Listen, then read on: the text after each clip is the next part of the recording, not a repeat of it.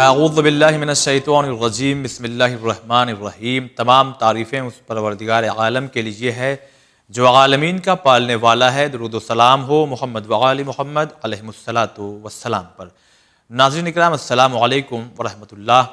ایک خاص پروگرام جس کا عنوان ہے بصیرت۔ اس پروگرام میں ہم کچھ ایسے موضوعات کو شامل کر رہے ہیں جو کرنٹ ٹاپک ہے، جو آج کل کے حالات ہیں، اور ان حالات میں جو آپس میں ٹکراؤ لوگوں کے درمیان میں پیدا ہو رہا ہے، ناسمجھی کی بنا پہ یا کہیں نہ کہیں دشمنوں کی سازشیں بھی اس میں پیچھے لگی ہوئی ہیں۔ تو آئیے اسی موضوع پہ ہم لوگ گفتگو کرتے ہیں، اور ہمارے تمام سوالوں کے جوابات دینے کے لیے ہمارے ساتھ آج اسٹوڈیو میں موجود ہیں تنظیم المکاتب کے سیکریٹری حجت الاسلام والمسلمین علی جناب مولانا سید صفی حیدر صاحب۔ ملاقات کرواتے ہیں۔ آقا السلام علیکم ورحمۃ اللہ۔ علیکم السلام ورحمۃ اللہ وبرکاتہ۔ سب سے پہلا سوال ہم آپ کی خدمت میں یہ رکھنا چاہتے ہیں، اور ناظرین بہت ہی غور سے سنیے گا، اس لیے کہ اس پروگرام کو آپ کے درمیان میں پیش کرنے کا مقصد یہ ہے کہ ہمارے اندر شعور پیدا ہو، ہم سمجھ سکیں کہ یہ سازش کیا ہے، اور ہم بھولے پن کی دنیا سے ذرا باہر نکل کے آئیں، اس لیے کہ شریعت نے بھولے پن کو نہیں بلکہ جو باشعور انسان ہے ان کو بہت پسند کیا ہے۔ تو آقا ایک سوال یہ ہے کہ ہم نے یہ چیز محسوس کیا ہے، اور آپ نے بہتر طریقے سے دیکھا بھی ہوگا کہ آج سماج میں یہ حالت ہو رہی ہے کہ عوام میں ان موضوعات کو چھیڑا جا رہا ہے جو علماء کے درمیان کی باتیں ہیں، یعنی ایسی علمی گفتگو جو علماء کے درمیان میں ہونا چاہیے اس کو عوام میں چھوڑ دیا جاتا ہے، اور پھر عوام بالکل، اب اس کی مثال ہم کیا پیش کریں کہ وہ آپس میں ہی کبھی لڑ جا رہی ہیں، تو کبھی کچھ اور ٹکراؤ کی صورت پیدا ہو رہی ہے۔ تو یہ کہیں کچھ سازش ہے یا بس وہی ہے کہ بھولا پن ہے؟ بسم اللہ الرحمن الرحیم۔ جہاں تک آپ نے عنوان کا انتخاب کیا ہے، یہ ایک آپ کا پہلا گفتگو کا آغاز یہیں سے ہوا تھا۔ یہ ایک انتہائی اہم موضوع ہے، ہر انسان کی زندگی کی ضرورت ہے، اور اسی لیے اللہ نے بصیرت کو ان نعمتوں میں قرار دیا ہے جس نعمت کا تذکرہ پیغمبر خدا حضرت محمد مصطفیٰ صلی اللہ علیہ وآلہ وسلم نے خود فرمایا، اور اللہ نے اسے قرآن میں ان کی زبان سے کہا ہے کہ عموماً جو آپ بات کر رہے ہیں کہ موضوع روز چھیڑ دیا جاتا ہے، 99% ہماری قوم میں موضوعات مذہبی چھیڑے جاتے ہیں۔ اچھا۔ کبھی کبھی بعض مواقع ہوتے ہیں جب تھوڑی بہت سیاسی گفتگو ہوتی ہے، لیکن چاہے مذہبی موضوع چھڑا ہو، چاہے سیاسی گفتگو ہو رہی ہو، چاہے ہمارے اجتماعات ہوں، ہمارے مظاہرے ہوں، ہم جہاں اکٹھا بیٹھتے ہیں، ہماری باتیں ہوں، جی، یا واٹس ایپ گروپ پہ ہمارے ڈسکشن ہوں، یا فیس بک پہ ہمارا اجتماعی گفتگو اور نظریات دکھائی دیتے ہوں، ان سب میں ایک چیز میں نہایت ادب کے ساتھ کہنا چاہتا ہوں، ایک چیز مفقود دکھائی دیتی ہے، اس کا نام ہے بصیرت، اور اس کا نام ہے شعور۔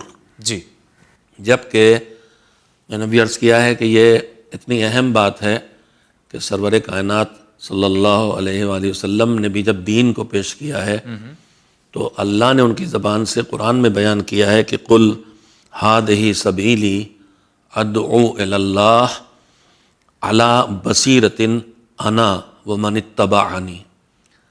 پیغمبر کہہ دیجئے کہ میں تمہیں جس راستے کی طرف بلا رہا ہوں، جو اللہ کا بنایا ہوا راستہ ہے، جی، اور جسے پیغمبر بتا رہے ہیں، بنا نہیں رہے ہیں، بتا رہے ہیں کہ یہ راستہ ہے، اور اس پہ چلوا رہے ہیں کہ اس پہ چلو، واہ، لیکن بنایا پیغمبر نے نہیں ہے، بنایا اللہ نے ہے۔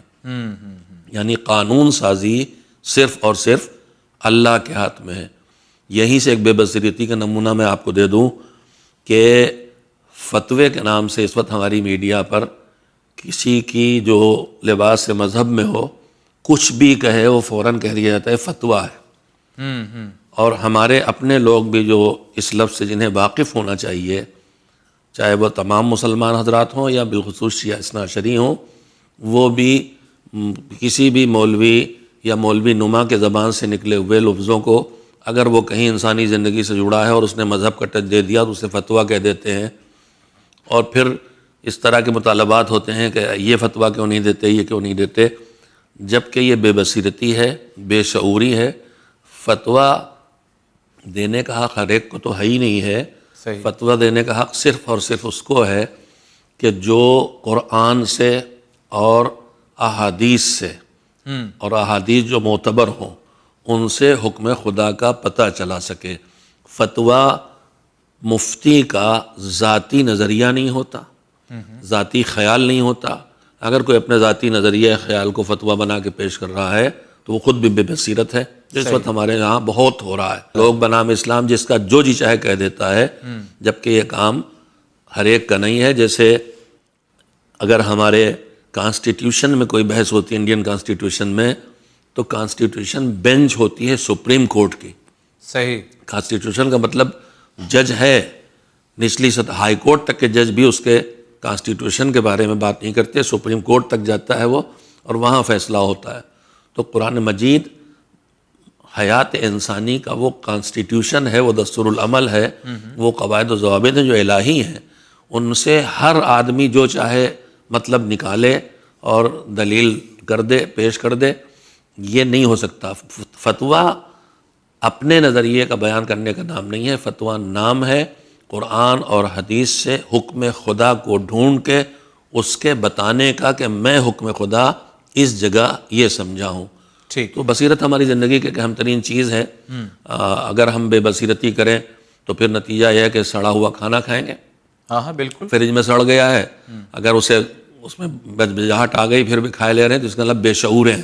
صحیح، تو یہ بے شعور جسے ہم کہتے ہیں عام طور پر، وہ تھوڑا اور دقیق ہو جائے تو یہ بصیرت ہو جاتا ہے۔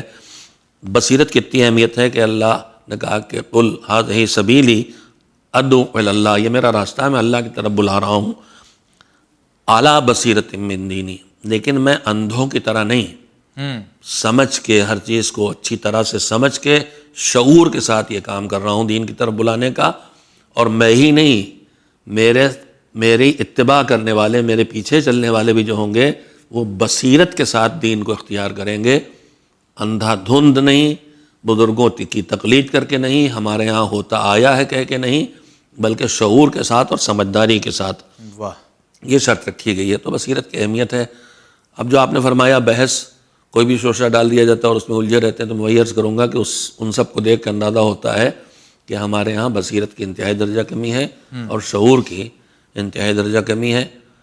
بہت سے معاملات میں ہم بہت بابصیرت ہیں، ایک درجن کیلا خریدنے میں بہت باشعور ہیں، صحیح، لیکن کتاب خریدنے میں بے شعور ہو جاتے ہیں، اور اس سے زیادہ بے شعور ہو جاتے ہیں جب میسیجز جو اس وقت کاروبار چل رہا ہے، جھوٹی روایات گڑھ کے پھیلانے کا، غلط نظریات ڈالنے کا، ایک ہی کارخانے سے دونوں طرح کی چیزیں نکلتی ہیں، ایک ان کے خلاف بول رہا، وہ ان کے خلاف بول رہے ہیں، وہ دونوں ایک ہی کارخانے سے نکل کے آتی ہیں۔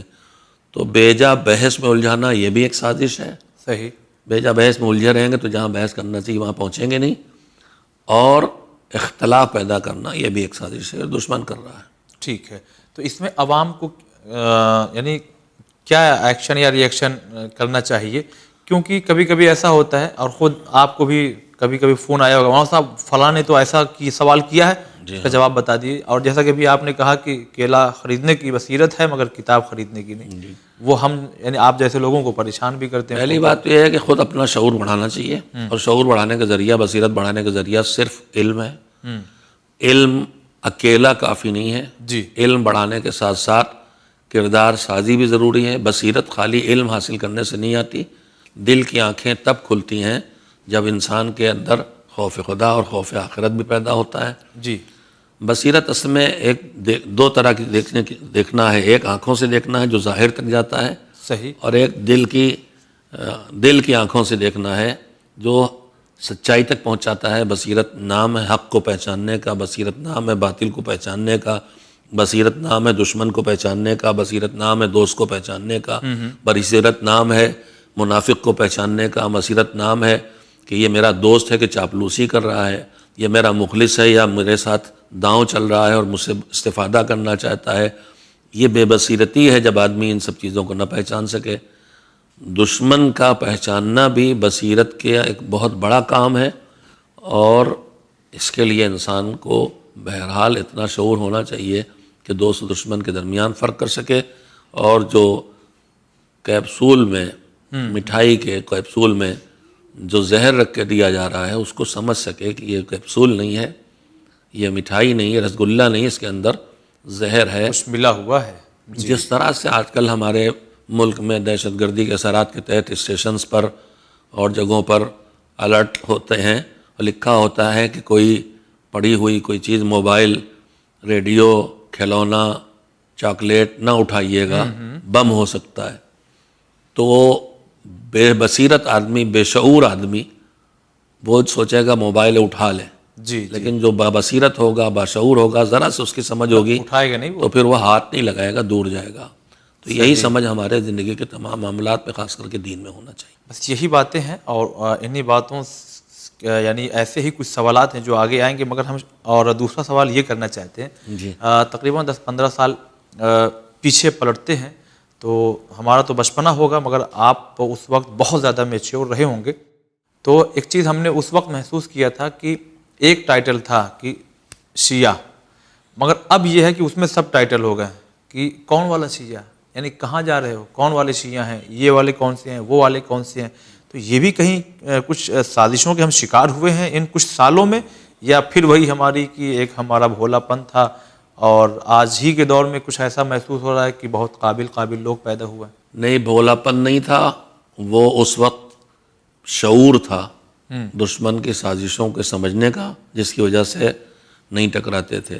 آج شعور کی بہت کمی ہے، اور ہمارا علم، کتاب تو اب ہمارے زندگی کا حصہ رہ ہی نہیں گئی ہے، صرف سنی سنائی باتوں کی بنیاد پر پوری بحث ہوتی ہے، ساری بحثیں اس پر ہو جاتی ہیں، جی اور اب تو اشعار بھی دلیل بنائے جاتے ہیں، ہاں صحیح، اشعار کے ذریعے عقیدے درست کرائے جاتے ہیں۔ جی جی جی تو یہ ساری مصیبتیں آئی ہوئی ہیں۔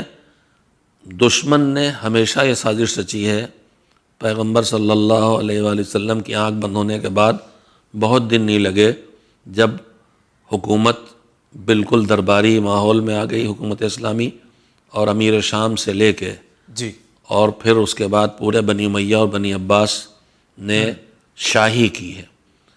اور ہر اقتدار کا کام یہ ہوتا ہے کہ قوم کو بے خبر رکھا جائے، جب وہ انصاف نہ کرنا چاہے، جب اپنی ذمہ داریاں ادا نہ کرنا چاہے تو بے خبر رکھنا، بے شعور بنا کے رکھنا، اور آپس میں الجھائے رکھنا، جی جی ٹکرائے رکھنا، تاکہ جو ان کے مظالم ہیں، ان کی خرابیاں ان کی طرف متوجہ نہ ہو سکے۔ کل بھی بہت فرقے بنے ہیں مسلمانوں میں، اچھا، اور مسلمانوں کے فرقے بننے کے بعد پیغمبر کی ارشادیت 73 فرقے، ہاں ہاں، اور اس کے بعد ان فرقوں کے پیٹ میں فرقے بنے ہیں۔ ہمارے تشیع کی تاریخ میں بھی ہر امام کی شہادت کے بعد تقریباً کچھ لالچی لوگ، وہ اگر امام کی امانت ان کے پاس ہے تو وہ نہ دینا پڑے اگلے امام کو، اس لیے فرقہ بنا لیتے تھے۔ جی جی جی، کچھ اس امید میں بیٹھے ہوتے تھے کہ اب ہم کو امام ہمارا نمائندہ بنائیں، جب وہ نہیں بنتے تھے تو دنیا پرستی ان کو فرقے پہ لے جاتی تھی۔ صحیح، حکومت ان سب میں ان کا سپورٹ کرتی تھی، ایسے لوگوں کو ڈھونڈتی تھی جن میں انحراف کا کوئی پہلو دکھائی دے حکومت میں، وہ ادھر اس کو کھینچ کے لے جاتی تھی۔ ائمہ طاہرین کے مقابلے میں کردار سازیاں کی گئیں، افراد کھڑے کیے گئے، فرقے کھڑے کیے گئے۔ ترک دنیا اسلام میں ہے نہیں، اسلام دنیا اور آخرت دونوں کی آبادی کے مذہب کا نام ہے۔ نام ہے، صحیح، دنیا کو آخرت کی کھیتی قرار دیتا ہے اسلام۔ اسلام میں شادی کرنا ہے، اسلام میں آباد گھر بنانا ہے، اسلام میں آبادی میں رہنا ہے، جنگلوں میں جانا نہیں ہے۔ اسلام میں اللہ کی نعمتوں کا استعمال کرنا ہے، اما بنعمت ربک فحدث ہے۔ جی جی، یہ نہیں ہے کہ ہمارے پاس کپڑا، سوتی، کاٹن پہننے کے لائق پیسے ہیں پھر بھی ہم ٹاٹ پہنے ٹہل رہے ہیں، یہ تقوی اسلام میں نہیں ہے۔ جی جی جی، ترک دنیا نہیں ہے، لیکن ائمہ طاہرین کی سادہ زندگی، چونکہ وہ ہادی اور راہبر تھے، لہذا وہ ہمیشہ امت کے کم ترین افراد جیسی زندگی بسر کرتے تھے تاکہ کسی کو تکلیف نہ ہو۔ تو اس کے نتیجے میں ان کے مقابلے میں کردار سازیاں کی گئیں، اور ایسے افراد کھڑے کیے گئے جو اوپر سے ٹاٹ پہنے ہوتے تھے، اندر سے ریشم۔ چھٹے امام کی زندگی واقعہ ہے صحیح، کہ ٹوکا ایک ایسی نہ جو اوپر سے ٹاٹ اور اندر ریشم پہنے تھے۔ امام نے کہا کہ اب تم نے نصیحت کر لی، ان کا تو فرزند رسول ہیں آپ کی کیا ہے، تو امام نے کہا تم ذرا جو پہنے ہو یہ ہٹاؤ، تو اندر سے ریشمی کپڑا نکلا نرم اور اوپر سے کھردرا کپڑا، اور اس کے بعد امام نے کہا دیکھو یہ میں تمہارے لیے پہنے ہوں، اور ہٹایا تو اندر جسم کے پاس جو تھا کھردرا کپڑا تھا۔ تو بنی امیہ اور بنی عباس نے کردار سازیاں بھی کی ہیں، افراد سازیاں بھی کی ہیں، فرقہ سازیاں بھی کی ہیں، نظریات سازیاں بھی کی ہیں، خریداریاں بھی کی ہیں، پیسے دے کے فتوے بھی دلائے ہیں، پیسے دے کے روایتیں بھی گڑھوائی ہیں۔ اچھا، اس وقت جو بھی ہماری دشمنی میں لگے ہیں انہوں نے اس دونوں ادوار کی تاریخوں کا مطالعہ کر کے اچھا، ان سے جتنی قسم کی چیزیں اس وقت تھیں اس سب کو آج کی زبان میں کہوں ری فربش کر کے اس کی ڈینٹنگ پینٹنگ کر کے آج پھر دوبارہ اسے رائج کرنے کی کوشش کی ہے۔ اسی کے نتیجے میں اب یہ جو آپ کہہ رہے تھے کہ آپ کون والے شیعہ ہیں، یہ سب شروع ہوا ہے، مگر یہ بے خبری کا نتیجہ ہے اور بے شعوری کا نتیجہ ہے، اور جو باشعور لوگ ہیں ان کی ذمہ داری ہے کہ جو کچھ تو وہ لوگ ہیں جو سب کچھ جانتے ہوئے یہ کر رہے ہیں، وہ لالچ کے شکار ہیں، جی، دنیا کے نام یا پیسے کے شکار ہیں، وہ تو نہیں، لیکن جو بے خبری اور جذبات کا شکار ہو کے ان سازشوں کے شکار ہو رہے ہیں ان کی حفاظت ہم سب کی ذمہ داری ہے۔ اچھا، ایک بات ہمارے ناظرین میں سے کچھ لوگوں کو یہ ان کے ذہن میں یہ بات چل رہی ہوگی کہ اتنے سارے مذہب پڑے ہوئے ہیں اور اگر دشمنی نکالنا ہے تو بس یہی ایک مذہب پڑا ہوا ہے، اسی کے پیچھے پڑ جاؤ۔ تو کیا واقعی یہ سمجھ میں آنے والی چیز ہے کہ بہت سے مذہب ہیں ان پہ اٹیک نہ ہو کر کے بس ہمارے ہی مذہب پہ اٹیک ہو، انہی میں ایسا شوشہ چھوڑا جائے، انہی میں ساری پریشانیاں، یہ چیزیں ہیں یا کچھ اور معاملہ ہے؟ نہیں، یہ بالکل صحیح تجزیہ ہے۔ دیکھیے جو دین کے دشمن ہے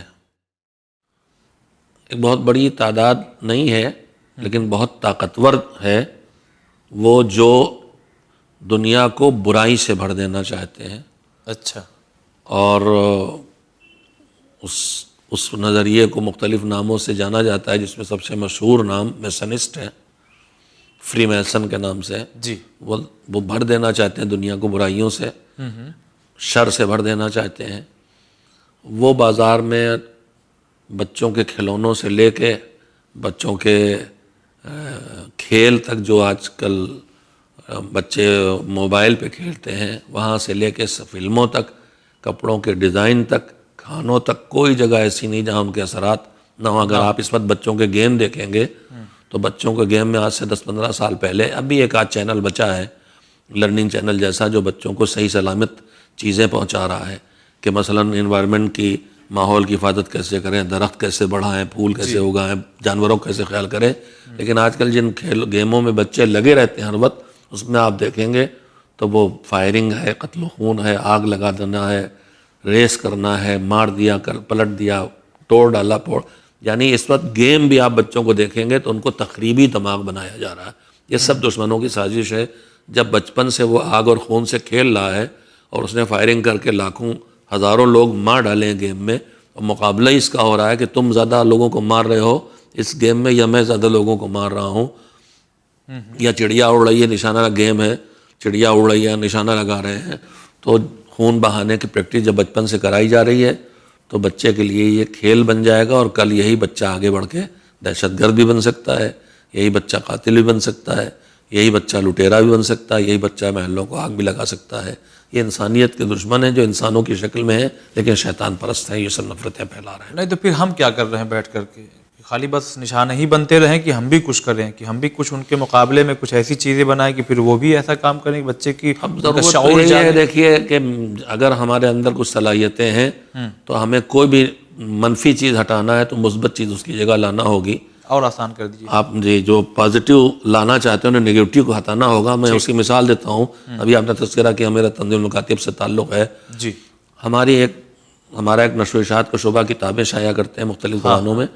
اب ہم نے یہ چاہا کہ کتابیں نہیں بلکہ کلچر سے جڑی ہوئی وہ تمام چیزیں جو ایک انسان جو خدا کو مانتا ہے، مذہب کو مانتا ہے، ایتھیسٹ نہیں ہے، دین کا دشمن نہیں، انسانیت دوست ہے، اس کے گھروں میں جو ایسی چیزیں لگی ہیں جو اچھی نہیں ہیں انسان کے لیے، خاص کر کے مسلمان کے لیے، اگر وہ ہم ہٹانا چاہتے ہیں، اگر ہم کسی کے ڈرائنگ روم سے جی، کسی اوریاں یا نیم اوریاں عورت کے مجسمے کو یا تصویر کو ہٹانا چاہتے ہیں تو اس کی جگہ ہمیں کوئی اور چیز بنانی پڑے گی، بنا کے دینا ہوگی تاکہ وہاں کوئی اچھی سی سینری لگا دیں، کوئی جی لکڑی کا کوئی ٹکڑا خوبصورت سا آرٹسٹک بنا کے رکھ دیں جس سے میسج بھی نکلے کہ ان چیزوں کی قدر کرو، قدرت کی بنائی ہوئی چیزوں کی، اور اس کے ساتھ ساتھ غلط چیز ہٹ جائے.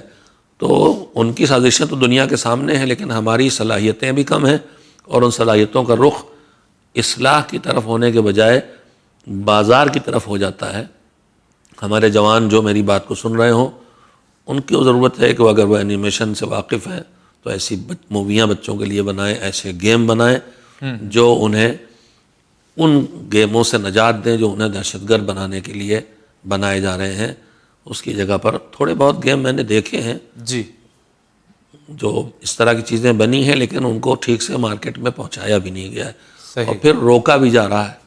کوئی اچھی چیز بنتی ہے اسے آنے بھی نہیں دیا جاتا نہیں ہے. دیا جاتا. اچھا، بیٹری سے چلنے والی کار کب سے تیار ہے لیکن مارکیٹ میں نہیں آ پا رہی ہے، اور شور مچا ہوا ہے کہ آلودگی بہت بڑھ گئی ہے فضا میں. تو بھائی جب کار ہے تو آنے دو، لیکن وہ لابیز ہوتی ہیں جو یہ حرکتیں کرتی ہیں تو اس کی وجہ سے آگے نہیں آ پاتی چیزیں.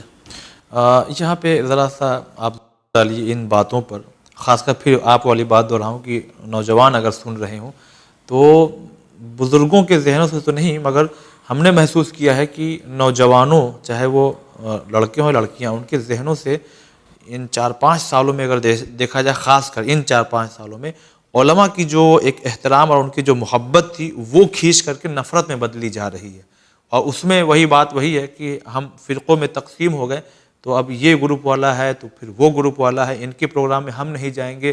ان کے گروپ کا جو بھی ہو، چاہے وہ عالم ہو، چاہے وہ یعنی کسی بھی شعبے کا آدمی ہو، وہ بہت برا ہے. ہمارے یہاں کا کم پڑھا لکھا کیوں نہ ہو مگر سر آنکھوں پر ہے.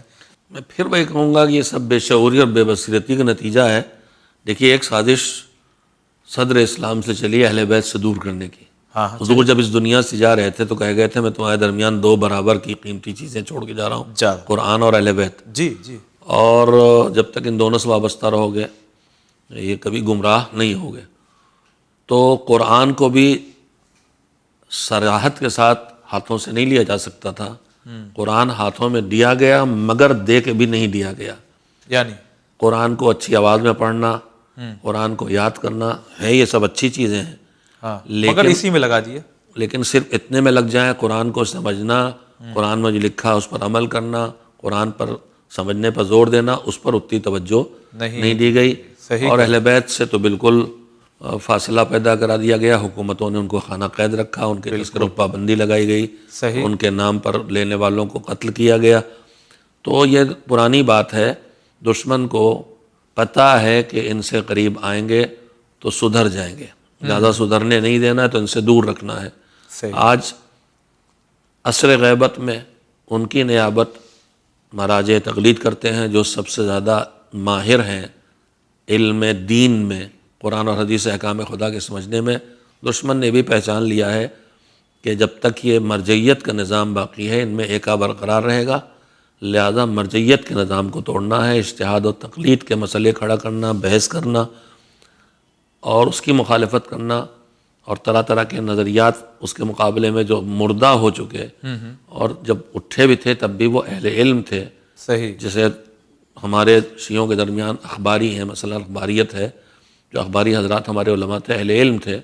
بس تھوڑا سے مسئلہ شعور کا تھا کہ انہوں نے ان کو یہ اطمینان ہو گیا تھا کہ جو روایت بھی ہمارے حدیث کی کتاب میں لکھی ہے وہ معتبر ہے. اچھا. تو انہوں نے سب کو معصوم کی بات مان کے اور سب پہ عمل کیا. لیکن ان کے مقابلے میں جو فقہاء ہیں انہوں نے محسوس کیا اور دیکھا اور سچ دیکھا کہ ساری روایتیں معتبر نہیں ہیں. ایسی آمنے سامنے کی اپوزٹ روایات بھی ہیں کہ دونوں باتیں معصوم کا ارشاد ہو ہی نہیں سکتی. تو جب وہ اندر گئے تو پھر یہ بھی صدیوں سے ہو رہا تھا البتہ، تو پتہ چلا کہ یہاں راوی بھی جھوٹے ہیں یا روایتیں بھی جھوٹی ہیں. تو اب ہر روایت معتبر نہیں ہے تو پھر اس کے پرکھنے کے اصول بنائے گئے اور ان سے احکام کو، اس وقت کے احکام کو براہ راست ان روایات کے الفاظ سے سمجھا جا سکتا ہے. لیکن جب زمانہ ترقی کرے، مثلا آج اسٹیم سیلز کا مسئلہ ہے، بدن سے اسٹیم سیلز نکلتا ہے جس کے ذریعے میرا جیسا دوسرا انسان وجود میں آ سکتا ہے.